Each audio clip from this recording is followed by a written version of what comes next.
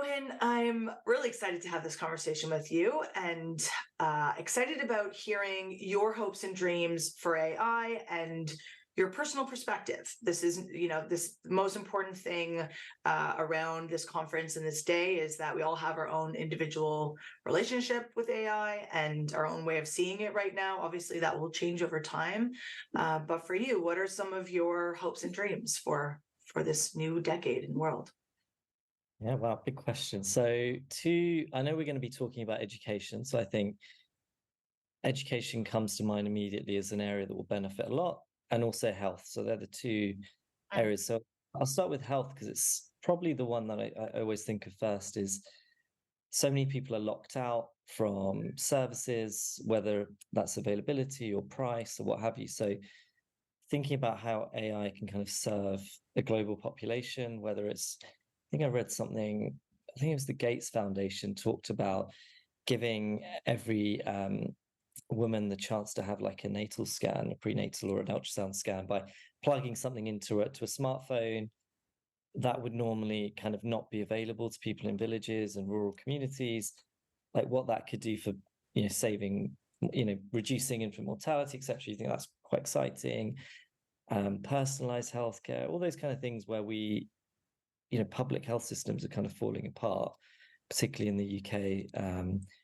I kind of think that's a really, really interesting opportunity. We're hearing about it all the time in the news here about how we're using it for eye scans and cancer detection and so on. So I think that's great. And on education as well, again, lots of children are locked out from education around the world. Huge teacher absences. So again, could this help to support learning for students that don't get access to the sorts of things maybe you and I have had in our lifetime? So yeah, I'm broadly very optimistic. I'm sure there's tons of other sectors, obviously, that I don't know as much about, but from what I understand, recent developments are applicable literally across the spectrum of, whether it's construction and cuisine to travel to education and health. So yeah, very optimistic. So one of the things I really heard in what you were saying is that it has the potential to equalize, like kind of solve some equity challenges in our world. What would the impact of that be? Like if we almost like flash forward to that happened, that's happening, and we're now living in a post AI world where we're having those scans being done in remote villages, children who can't access certain education are able to. What's your hope for that, the after? Yeah, well, it'd be great. People's standards of living and quality of living just rose. We have immense poverty. So could this be a way of scaling help to people to lift them out of, ill health, poverty, cycles where, families are experiencing mortality, have more children, there's mortality that, all the kind of development trap issues that occur around the world. So I think, yeah, definitely health, happiness, per head income, that would be great if that could kind of tangibly the kind of metrics you'd look for. Yeah. And what is our role in all of this? So part of the conference is obviously about how do we amplify the magic of being human and our skills and what comes naturally to us. What is our role in all of this, and how do we hold on to what makes us unique? Yeah, so two things. One piece comes to mind is that the AI in and of itself needs designing, needs checking for biases, needs checking outcomes. Is it actually working? And that's very much going to be a human human process. We're not there where we can just click a button, assume it's going to, maybe in some industries it'll happen quicker than others, but you've got to have the human side of that emotional intelligence, that realization of circumstances, that, constantly checking for biases and so on. So that's one side. And then on the other, I think if you do have the ability to, humans can then use this to do even greater work. So the things humans are good at, often they're limited. So I don't know, again, let's take a teacher or a doctor. They'll often say that admin, compliance, these kind of things take a lot of their time. Mm-hmm. And therefore, the things that they're actually wanting to do are limited. So hopefully then again, this helps for humans to do the things they're good at versus spending a lot of time on mundane tasks and activities where they wish some kind of technology could take this off their hands. And obviously, everyone would probably say they're good at different things.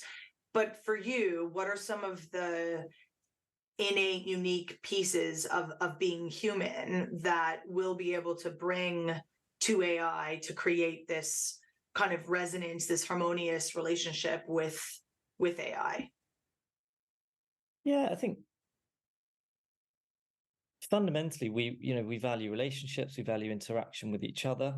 To be human, to kind of be part of some kind of social network. We don't all sit behind, well, we often sit behind screens now in a post-COVID world, but I think we value getting away from that and just having that human relationship side. So again, if AI can help to reduce the burden on people in some of the more mundane areas, does that allow for them to have more human interactions? So in some areas, some people learn differently, some people benefit, from mental health wise or socially from having that human interaction. So if this allows for more of that, then great.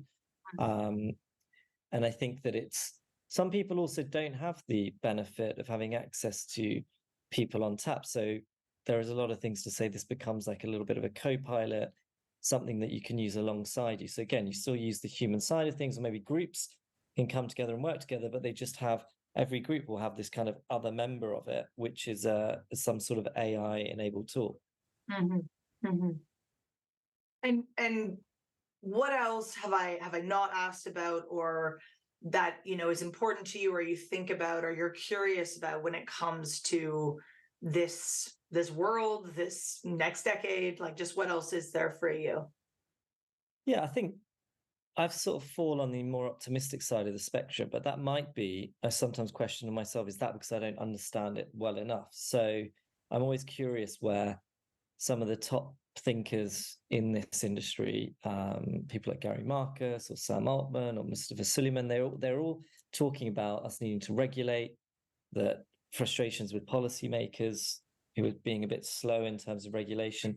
So that sparks my curiosity. Is there's a kind of dystopian world where you think about, people talk about machines and taking over the human race. I kind of get that might be a little bit over the top, but the fact that some of the most important people in this industry, people making money from this, people scaling their tools around the world, are actively calling on governments to regulate, that is probably something I feel I'm not quite on top of in terms of, but we hear the headlines, we hear some sort of sound bites and interviews, but what is it that they're seeing in terms of the potential of this technology, to your point, over the next decade, that means some of these concerns are very, very immediate?